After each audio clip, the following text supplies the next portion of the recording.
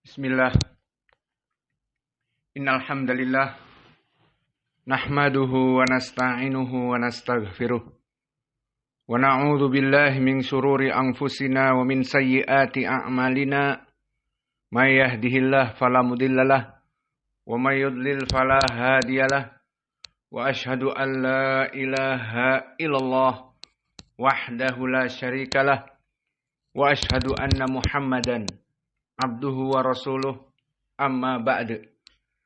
Alhamdulillah, pada kesempatan hari ini, hari Selasa Ba'dal Fajr, 21 Mei 2024, kita lanjutkan kajian di Fakultas Ilmu Aqidah dan Fakultas Ilmu Tauhid serta Ilmu Hadis dalam pembahasan kitab Al-Akhbarus Sahihah, kumpulan hadis-hadis yang sahih fi ru'yatillah, fi sifati ru'yatillah fil akhirah, tentang sifat bagaimana kaum muslimin melihat Allah Jalla wa'ala di hari akhirah.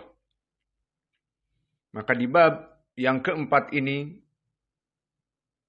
yang mana kita telah masuk kepada hadis nomor 34, bagi yang belum mendapatkan PDF kitab, silahkan mendaftarkan untuk mendapatkan PDF kitab. Semuanya all is free. Free of charge. Semuanya gratis. Semua sekarang ilmu itu gratis. Kita tidak menjual belikan kitab dan juga tidak menjual belikan dari kajian-kajian. Semuanya bisa diperoleh dengan gratis karena dakwah ini kepunyaan Allah. Dan dakwah ini hanya untuk Allah Jalla wa'ala.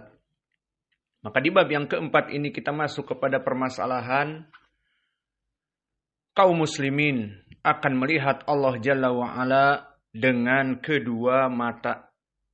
Maka ini bantahan kepada kelompok dari the wrong path, kelompok sesat seperti Al-Jahmiyah dan Al-Mu'tazilah dan yang lainnya, yang mana mereka menafikan kaum muslimin melihat Allah dengan kedua mata. Tidak di arasatil qiyamah.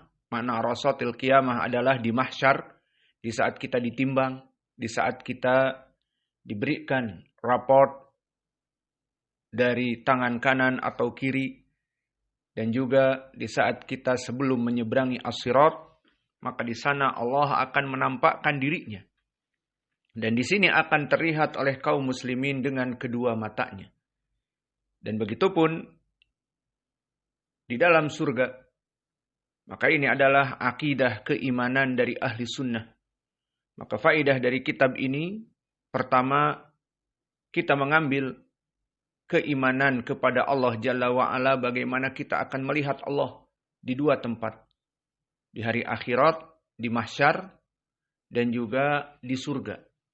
Dan keimanan seperti ini haruslah berlandaskan dari khobar-khobar yang sahih. Maka keimanan seorang muslim di hari akhirat kelak tidak hanya berlandaskan perception, tidak hanya berlandaskan idiom, tidak hanya berlandaskan pendapat pribadi, tidak hanya berlandaskan imagine. Maka tidak ada keyakinan di hari akhirat kelak tentang surga dan neraka, tentang adab yang perih dan pedih dan nikmat surga yang penuh kenikmatan, apalagi melihat Allah dari high enough, puncak kenikmatan, kemudian kita berlandaskan kepada ilmu yang tidak jelas, maka tidak. Maka kita di sini mempelajari kitab Al-Akhbarus Sahihah, kumpulan hadis-hadis yang sahih, yang khusus membicarakan tentang bagaimana kita melihat Allah. Maka faedah dari kumpulan hadis-hadis yang sahih ini, kita menjadi yakin dalam beriman kepada Allah.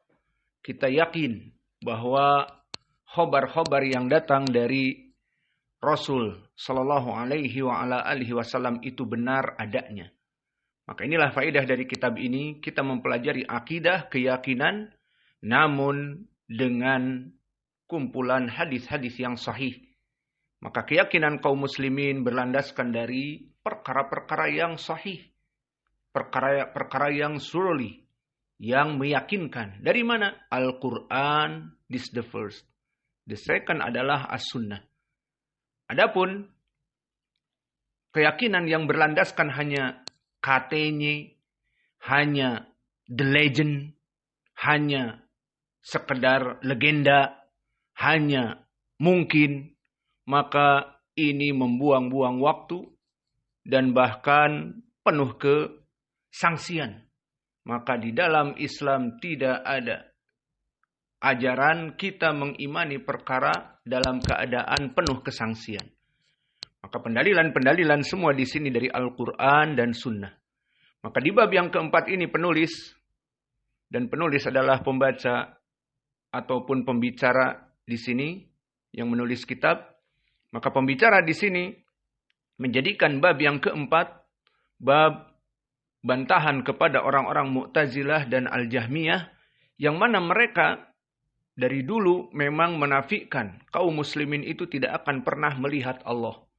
Kemudian di bab ini membantah khusus dengan lafaz hadis bahwa Allah akan dilihat innakum satarawna rabbakum iyanan. Kalian akan melihat Allah dalam keadaan iyanan. Makna iyanan adalah melihat dengan kedua mata.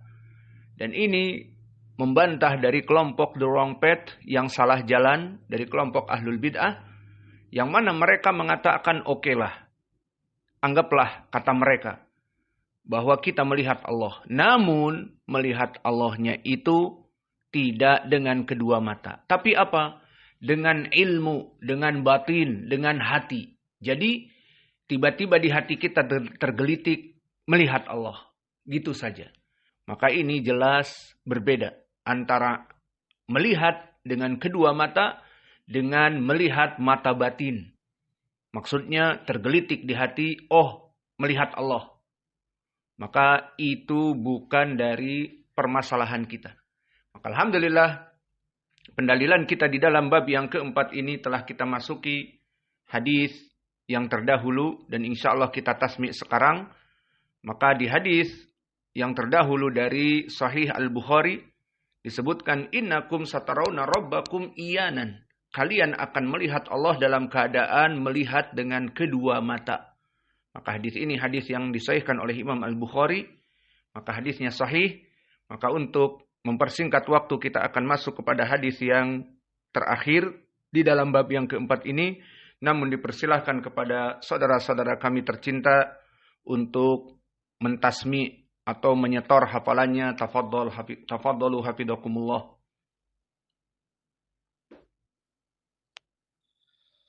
Bismillahirrahmanirrahim. Qala mu'allif Allah ta'ala babur rabi' al-muslimun yarawna rabbahum fil mawdi'ain bil 'ain. Qala Muhammad ibn Ismail al-Bukhari rahimahullah haddatsana Yusuf bin Musa haddatsana Asim bin Yusuf al-Yarbu'i haddatsana Abu Shihab an Ismail ibn Abi Khalid an Qais ibn Abi Hazim an Jarir bin Abdullah qala Nabi sallallahu alaihi wasallam innakum sataruna rabbakum iyanan. Taib, la tajlis awalan, jangan duduk. Mau kita tanya. Abu Shihab di sini siapa namanya? Abu Shihab Abdur Rabih ibn Nafi'. Di tabaqah yang keberapa dia? Bisaminah. Apa itu makna kelompok yang ke-8? Itba at-tabi'in usta. Taib, ahsantum. Mantap, orang Bandung keren. Fadhol yang lainnya. Mana si Uco, orang Medan? Bismillahirrahmanirrahim. Hafidhahullah ta'ala al-bab rabi' al-muslimuna yarawna rabbahum fil mawdi'ain bil 'ain. Qala Muhammad ibn Ismail al-Bukhari rahimahullah. Haddatsana Yusuf ibn Musa haddatsana Asim ibn Yusuf al-Yubu'i haddatsana Abu Shihab an Ismail ibn Abi Khalid an Qais ibn Abi Hazim an Jarir ibn Abdullah qala Nabi sallallahu alaihi wasallam innakum satarawna rabbakum iyanan. Taib, qabla an tajlis, sebelum duduk, apa i'rab iyanan di dalam hadis ini? Hal mansub. Hal mansub, berarti artinya bagaimana kalau hal? Dalam keadaan. Coba artikan. Innakum. Sungguhnya mereka melihat Rabb mereka dalam keadaan melihat dengan kedua mata. Iyanan dalam keadaan kedua matanya. Taib. Sekarang kita masuk kepada hadis yang ke-35, hadis terakhir dari bab yang keempat. Qala Abu Abdullah atau qala Abdullah ibnu Ahmad ibn Hanbal rahimahullah. Haddatsani Muhammad ibn Abdullah Ar-Ruzzi. Amba'ana Mu'tamir ibnu Sulaiman haddatsani Abi. An Aslama al-Ijli an Abi Marayah an Abi Musa wa kana yu'allimuhum min sunnatihim. Qala fabaina yuhaddithahum id syakhasat absaruhum. Qala ma askhasa absarakum anni. Qalu al-qamaru. Qala fa kaifa idza ra'aitumullahu azza wa jal jahratan hasan li ghairi. Maka di dalam hadis yang ke-35 dan hadis yang kedua dari bab yang keempat ini, semuanya menunjukkan bahwa Allah Jalla wa'ala akan dilihat di hari akhirah. Baik di keadaan yang pertama di arasatil qiyamah, ataupun yang kedua di surga, dalam keadaan dilihat bi absarihim. Dilihat dengan kedua mata. Jadi Allah akan dilihat dengan kedua mata. Maka wajah pendalilan dari hadis ini nomor 35. Fa kaifa idza ra'aitumullaha azza wajal jahratan. Maka bagaimana di saat kalian melihat Allah dalam keadaan jahrah. Dan nanti akan kita bahas lafaz ini, makna jahrah adalah melihat objek dengan kedua mata. Itu dinamakan dengan jahrah. Kalau Indonesianya secara jahar, secara terang-terangan, dilihat oleh kedua mata. Maka kita masuk kepada sanad. Qala Abdullah ibnu Ahmad ibnu Hanbal rahimahullah. Berkata Abdullah anaknya Imam Ahmad bin Hanbal. Maka di sini Abdullah adalah anak dari seorang imam muhaddis dari Ahmad ibnu Hanbal. Maka Imam Ahmad ibnu Hanbal mempunyai anak Abdullah. Maka ini adalah kenikmatan yang Allah berikan kepada Imam Ahmad. Di mana dia mempunyai anak-anak yang soleh yang pertama. Dan yang kedua, lebih dari itu, alim, ulama. Maka Imam Ahmad mempunyai anak di antaranya Abdullah. Dan juga soleh yang masyhur keduanya sebagai alim ulama. Maka ketahuilah ya ibadallah bahwa mendapatkan anugerah dari Allah anak-anak terutama yang soleh dan dia alim ulama, maka itu adalah investasi terbesar dari seorang ayah atau ibu yang Allah anugerahkan dari investasi yang sangat besar di dunia. Maka bagi kita, investasi yang terbesar bukan memiliki akte tanah di Bukit Tinggi, di Bogor, di Jakarta, dan seterusnya bukan. Atau mempunyai kendaraan-kendaraan mewah. Seperti misalnya mempunyai kendaraan Lamborghini Aventador yang 22 miliar. Ataupun yang diinginkan di sini mempunyai berbagai rumah atau villa di tempat-tempat yang indah.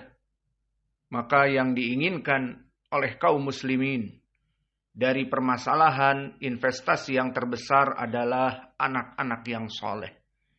Karena anak-anak yang soleh akan memberikan keutamaan di dunia dan di hari akhirah bagi kedua orang tuanya. Maka di dunia bagaimana gambarannya? Dia akan menjadi pengharum nama bapaknya. Contohnya misalnya anaknya soleh, menjadi imam masjid, menjadi ketua pondok pesantren, menjadi demikian dan demikian penyeru kepada kebaikan, maka orang-orang akan bertanya, itu anaknya siapa ya? Terutama di daerahnya. Oh itu anaknya si fulan, ibnu fulan, yang dulu belajar demikian dan sekarang menjadi dai demikian dan demikian. Dan ilmunya bisa dilihat bahwa dia tidak mengajak kepada kesesatan. maka semua orang akan mencintai orang yang soleh anaknya ini dan bapaknya. Maka bapaknya akan mendapatkan nama harum jika dia masih hidup. Dan jika dia telah meninggal, berapa banyak dari keutamaan mempunyai anak-anak soleh. Di antaranya, jika telah meninggal pun kedua orang tuanya, maka kedua orang tuanya akan mendapatkan pahala yang mengalir. Padahal orang yang meninggal sudah terputus amalannya. Orang yang meninggal tidak bisa lagi sholat, tidak bisa lagi puasa, tidak bisa lagi naik haji dan umroh. Namun karena mempunyai anak soleh, dia akan continuity dalam action beramal. Seakan-akan dia melaksanakan amalan dzikir. Seakan-akan dia meminta ampunan kepada Allah untuk dirinya. Padahal bukan dari dirinya. Dari mana? Dari anaknya. Sesuai dengan hadis yang masyhur diriwayatkan oleh Imam Muslim dari Abi Hurairah. Idza mata ibnu Adam inqata'a amaluhu illa bi ihda salas. Jika mati Bani Adam terputus amalannya kecuali satu dari tiga perkara. Amal jariyah, ma'ruf, dia misalnya membuat masjid, kemudian dia meninggal, masjid itu tetap dipakai untuk sholat dan belajar, maka dia mendapatkan pahala. Kedua, dia seorang da'i, yang mana dakwah-dakwah dia ada di YouTube, ada di kaset-kaset, ada di bahkan kitab-kitab, dia menulis kitab. Maka setelah dia meninggal, kitabnya dipelajari, YouTube-nya didengar, potongan-potongan shortcut-nya didengar, ataupun ucapan-ucapannya didengar, dan diamalkan oleh murid-muridnya baik di dalam pondok ataupun di luar pondok, maka akan mengalir pahala. Dan yang ketiga, bagaikan amalannya itu mengalir jika dia mempunyai anak yang soleh yang mendoakan bapaknya. Maka ini investasi yang sangat besar. Dan investasi yang sangat besar di dunia telah selesai tadi, dan di hari akhirah terutama di alam barzah, di alam kubur seperti di zaman now, mereka membutuhkan amalan-amalan. Maka kita doakan kedua orang tua kita akan mengalir kepadanya bagaikan mereka masih hidup. Maka istighfar kita kepadanya akan mengalirkan pahala. Dan juga setelah itu naik kepada level bermanfaat juga pemberian syafaat dari anak-anak yang soleh kepada bapaknya. Kapan itu? Di saat di mahsyar. Di mana di saat di mahsyar manusia ditimbang amalan-amalannya. Semuanya takut. Amalannya menjadi sedikit dari amal soleh. Dan perbuatan dosanya menjadi besar.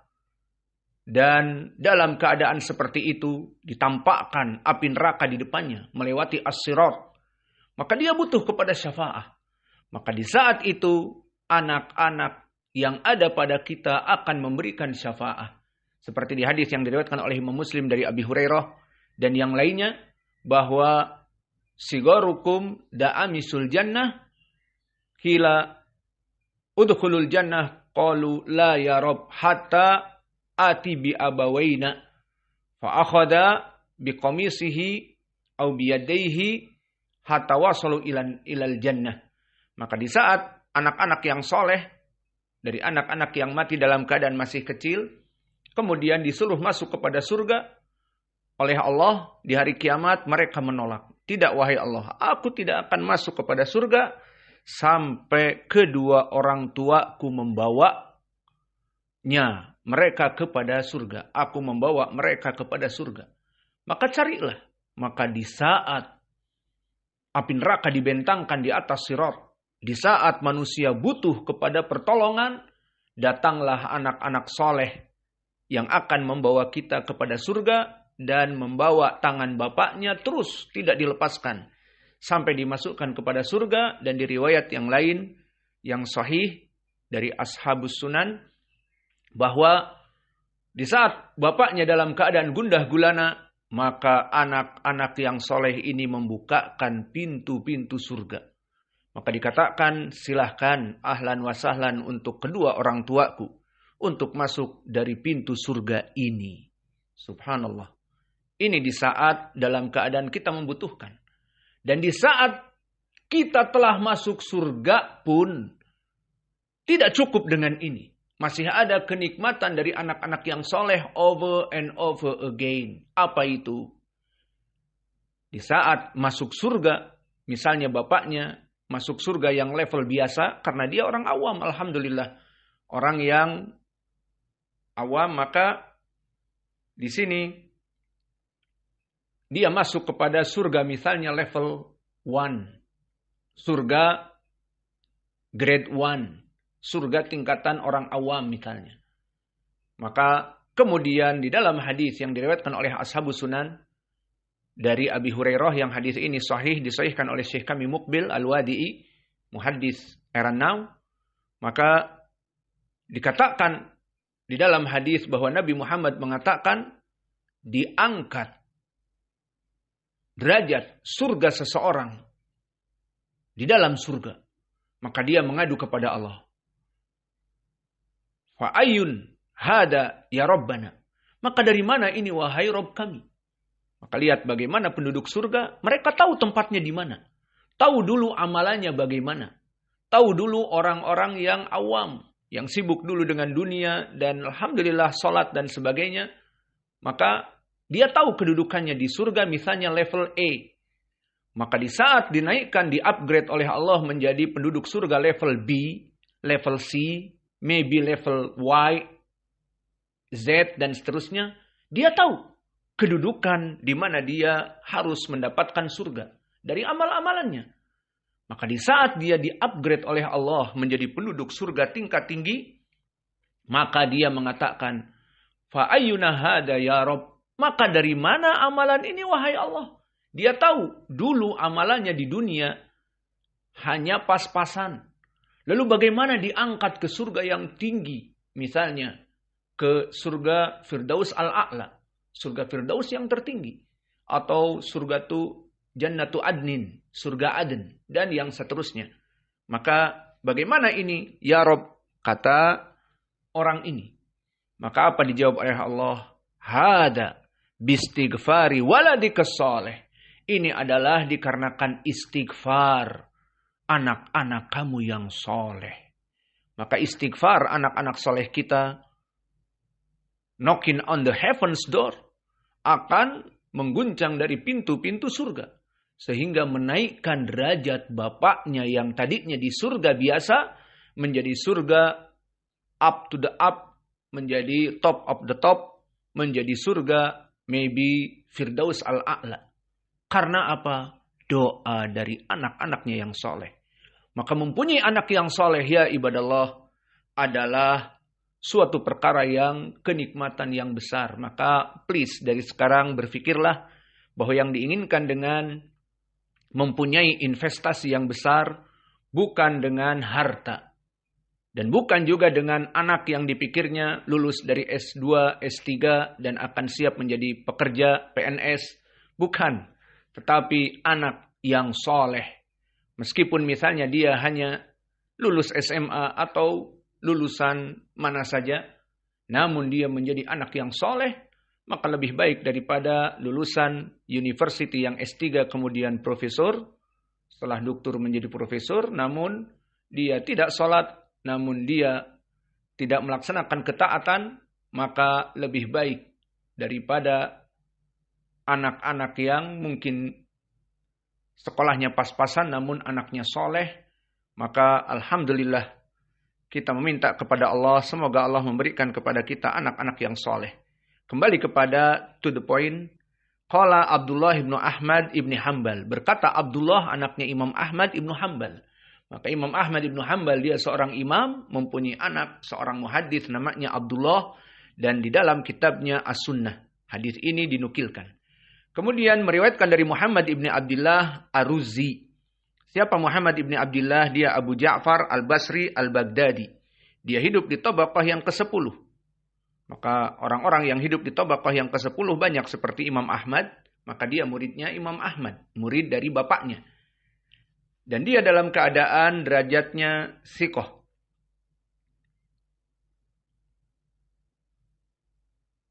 Dan meriwayatkan dari Mu'tamir ibnu Sulaiman. Maka Mu'tamir ibnu Sulaiman ibnu Tarkhan At-Taimi Al-Basri.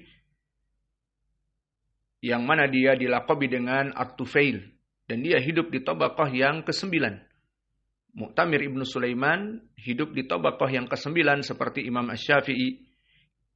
Abdurrahman ibnu Mahdi, Yazid ibnu Harun, Abdul Razak ibnu Hammam As-San'ani, yang mana tabaqah yang ke-9 adalah itba'ut tabi'in yang kecil. Dan kedudukan dari Mu'tamir ibnu Sulaiman, dia adalah rawi yang di atas derajat sikoh. Berkata Abu Hatim, sikotun saduk. Dan juga disikohkan oleh Ibnu Ma'in dan juga oleh Muhammad ibn Sa'ad. Kemudian haddatsani abi, meriwayatkan dari bapakku. Siapa tadi? Kalau dia itu Mu'tamir ibnu Sulaiman, meriwayatkan dari bapaknya berarti siapa? Sulaiman ibnu Tarkhan At-Taimi. Maka di sini dia hidup di tabaqah yang keempat.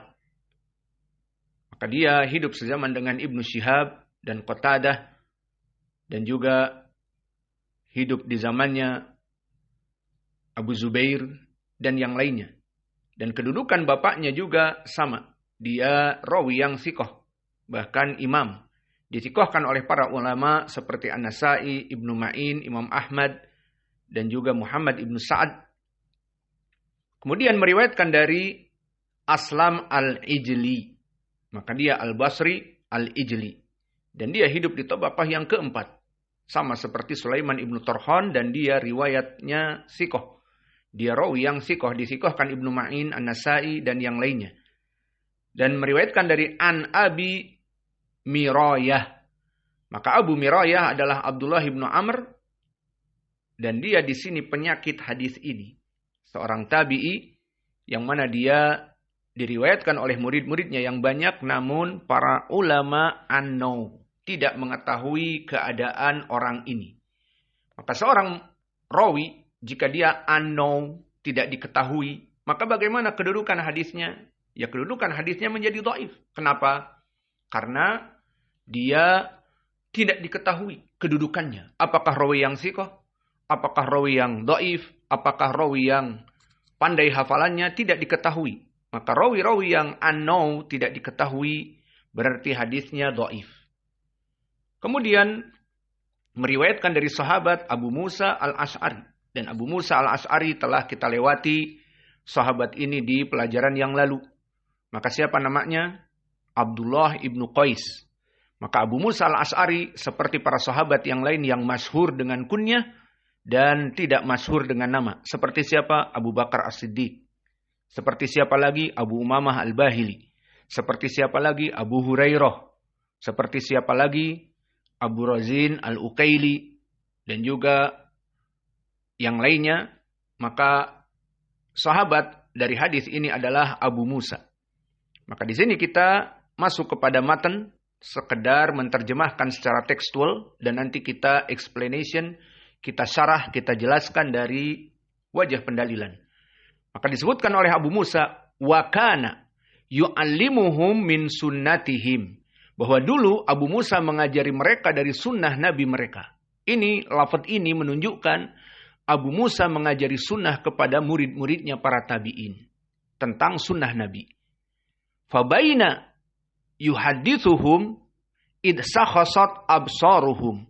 Maka dulu Nabi juga di saat mengajari para sahabatnya, tiba-tiba para sahabat teralihkan perhatiannya kepada tempat yang lain. Qala ma ashkhasa absarakum anni. Kemudian ditanya, apa yang memalingkan pandangan-pandangan kalian dari ucapanku atau dariku yang mengajak kalian bicara? Qalu al-qamaru. Ya Rasulullah, al-qamar. Bulan purnama. The full moon. Seperti di hadis-hadis terdahulu. Hadis Abi Hurairah, hadis Abi Sa'id Al-Khudri. Di saat Nabi duduk bersama para sahabat melihat rembulan. The full moon. Yang purnama. Maka dikatakan oleh Allah, innakum satarawna rabbakum kama tarawna hadal qamar. Kalian akan melihat Allah seperti melihat rembulan ini.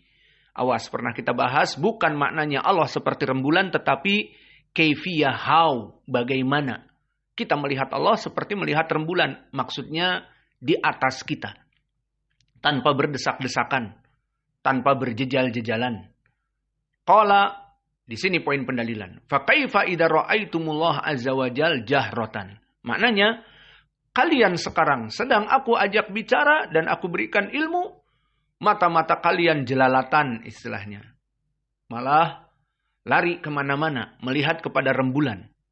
Maka dikatakan oleh Nabi, فَكَيْفَ إِذَا رَأَيْتُمُ اللَّهَ جَهْرَةً. Maka bagaimana jika kelak Allah menampakkan dirinya dan kamu melihat dengan kedua mata kalian, maka pasti kalian akan memalingkan mata-mata kalian kepada Allah Jalla wa'ala. Dan ini nanti akan ada pembahasan babnya. Bahwa melihat Allah adalah kenikmatan haik inaf. Kenikmatan yang puncak prima dari penduduk ahli surga. Maka penduduk ahli surga akan mendapatkan kenikmatan-kenikmatan surga. Dan kelak akan ditampakkan wajah Allah. Maka ini haik inaf, kenikmatan di atas puncak kenikmatan dari penduduk ahli surga. Maka selesai dari lafaz dari teks, sekarang kita masuk kepada penjelasan. Maka ucapan dari hadis wakana, bahwa dulu Abu Musa yu'allimuhum min sunnatihim, mengajari mereka para murid-muridnya tabi'in dari sunnah-sunnah Nabi. Arada bihi al-marfu ila Nabi sallallahu alaihi wa ala alihi wasallam, bahwa yang diinginkan adalah hadis yang marfu sampai kepada Nabi. Karena datang di riwayat yang lain, karena hadis ini diriwayatkan juga oleh Imam Al-Ajurri di dalam kitabnya Asy-Syariah, dari Abi Musa disebutkan anin Nabi sallallahu alaihi wa ala alihi wasallam baina huwa yu'allimuhum syai'an min amri dinihim. Lihat di sini lafadznya marfu. Dari Abi Musa, dari Nabi, berkata bahwa di saat kami sedang diajari oleh Nabi dari perkara-perkara agama yang berhubungan dengan para sahabat. Maka ini makna lafaz wa kana yu'allimuhum min sunnatihim, maknanya marfu kepada Nabi. Maka Abu Musa tidak berbicara atas dirinya, tetapi dia mengangkat kepada ucapan Nabi. Lalu apa makna ma'as khoso absorokum anni? Apa yang menyebabkan kalian itu memalingkan pandangannya dariku, kata Nabi. Padahal sedang diajari oleh Nabi. Qalu al-qamaru. Maka kalimat ini ma'as khoso absorokum anni, dari segi makna lughah Arabiyah, aima sababu tarfa'u absorokum anni. Maknanya adalah apa yang menyebabkan kalian mendongak, melihat kepada atas. Karena makna askhoso di lughah Arabiyah, sakhoso bibasorihi misalnya. Di dalam kalimat lughah Arabiyah, sakhoso rajulun bibasorihi ila kada. Bahwa seorang mendongak dengan kedua matanya ke arah atas.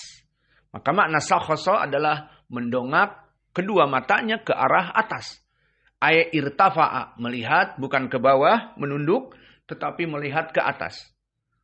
Maka ini makna askhoso. Berarti yang diinginkan di sini ma'askhoso absorokum anni. Apa yang menyebabkan mata-mata kalian itu mendongak ke atas, tidak melihat kepadaku? Qalu al-qamaru. Maka mereka mengatakan karena melihat rembulan yang full moon. Maka ini makna sakhoso adalah melihat bukan ke bawah, bukan ke samping menoleh, tetapi melihat ke atas mendongak. Dan ini telah datang di Al-Quran maknanya, di mana Allah berfirman, liyaumin taskhosu fihil absor. Sakhosat fihi absorohum, wala tartadu ilaihim.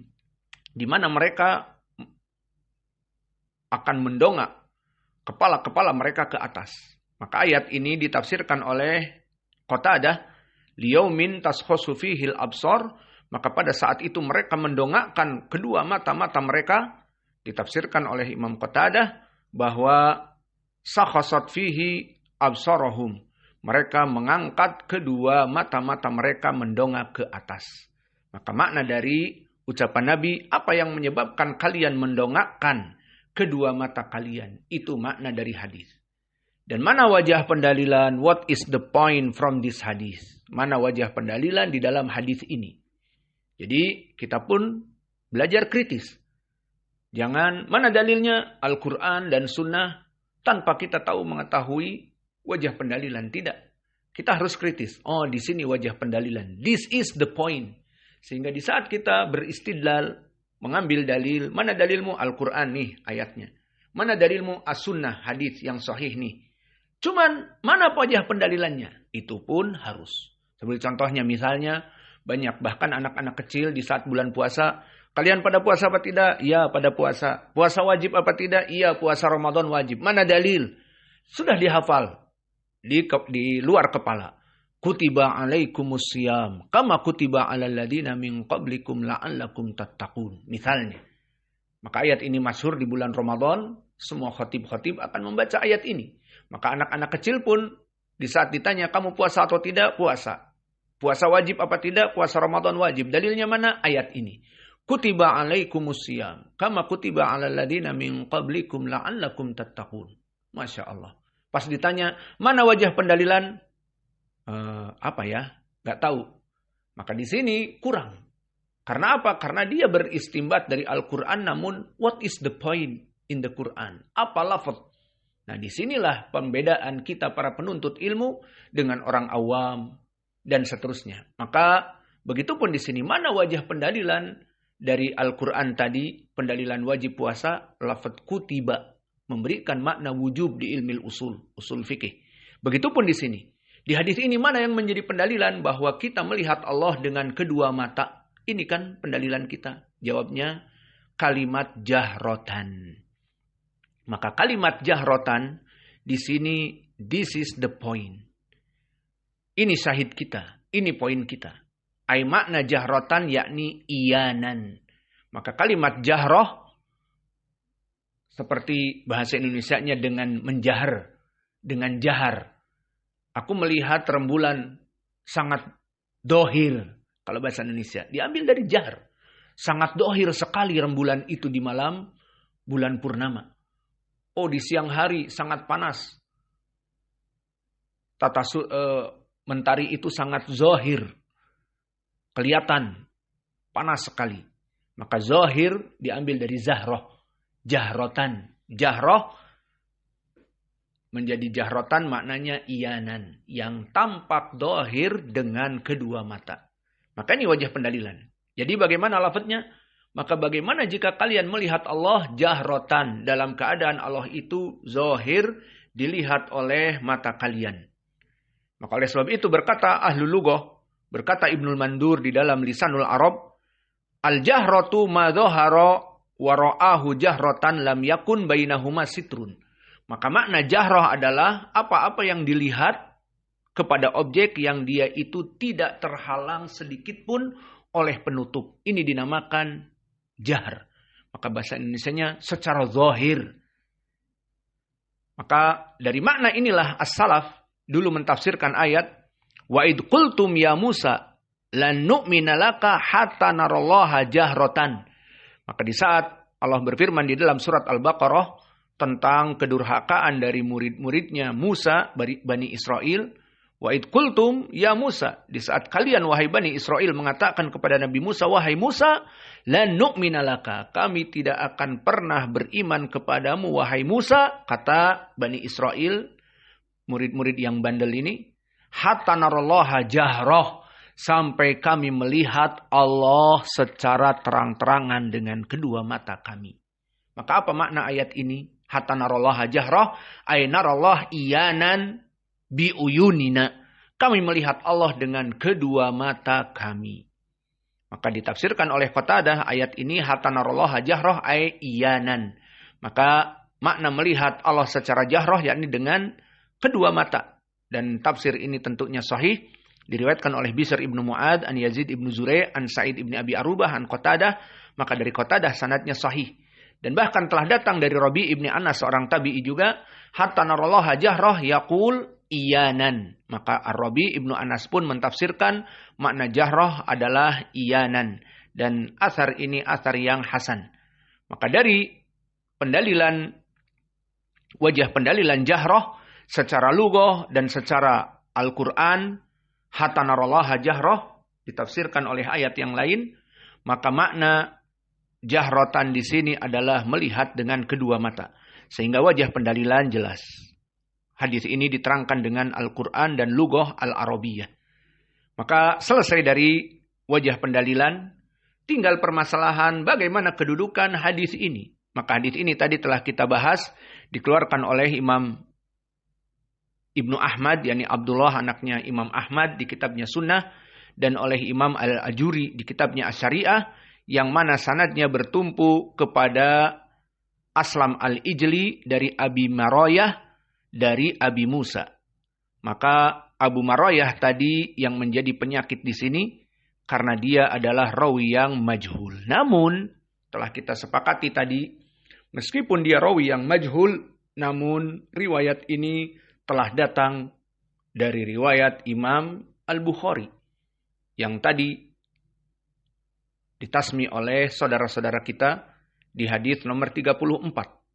Bahwa Nabi Muhammad SAW mengatakan, innakum satarawna rabbakum iyanan. Kalian akan melihat Rabb kalian dalam keadaan dengan kedua mata. Dan ini hadis yang sahih Al-Bukhari. Maka hadis dari Abdullah ibni Ahmad yang di sanadnya ada Abi Maroyah dari Abi Musa yang majhul, yang menyebutkan maknanya sama, maka bagaimana jika kalian melihat Allah itu jahroh dalam keadaan zahar, dalam keadaan zahir, dalam keadaan terlihat dengan kedua mata. Maka ini saling menguatkan, maka bisa naik hadis dari Abi Musa Al-Asy'ari yang dhaif dikarenakan ada Abu Maroyah yang majhul, bisa naik kepada Hasan li ghairi. Maka inilah dari ilmu hadis yang bisa kita pelajari dan ilmu akidah yang bisa kita pelajari. Kesimpulannya di bab yang keempat ini telah selesai, di mana bab yang keempat ini penulis sekaligus pembicara ingin menjelaskan bagaimana bantahan kepada orang-orang yang the wrong path, yang salah jalan, seperti kelompok Al-Jahmiyah, Al-Mu'tazilah, dan Al-Asy'ariyah yang banyak sekarang di Indonesia ini. Dari kelompok Al-Asy'ariyah, mereka menafikan sifat melihat Allah. Lalu mereka mengatakan, bagaimana dengan hadis ini? Mereka mengatakan bahwa Allah dilihat tidak dengan kedua mata, tetapi dengan batin. Diilhamkan kepada hati, oh ini Allah dilihat. Maka ini perkara yang sangat kacau, yang jauh dari dalil. Kenapa? Hadis-hadis tadi di Sahih Al-Bukhari, di hadis pertama, dan juga hadis Abi Musa Al-Asy'ari sekarang, maka dari hadis Al-Bukhari di Sahihnya dari Jabir, innakum satarawna rabbakum iyanan, kalian akan melihat Allah dalam keadaan dilihat oleh mata, dan juga di sini bahwa sungguhnya kalian akan melihat Allah jahrotan, dalam keadaan jahroh, dalam keadaan sangat mudah untuk dilihat dengan kedua mata. Maka ini semuanya menunjukkan bahwa Allah akan dilihat dengan mudah dengan kedua mata kaum muslimin di dua tempat, baik di surga ataupun di arasatil qiyamah. Maka mungkin ini yang bisa kita berikan. Wa naktafi illa huna wa jazakumullahu khaira. Maka insyaallah di pelajaran yang akan datang kita akan menyetor hadis dari riwayat Abi Musa Al-Asy'ari ini, dan yang tadi gaib insyaallah akan mendapatkan hukuman. Wa naktafi illa huna wa jazakumullahu khaira wa barakallahu fi ilmikum. Subhanakallahumma bihamdika asyhadu an la ilaha illa anta astaghfiruka wa atubu ilaik.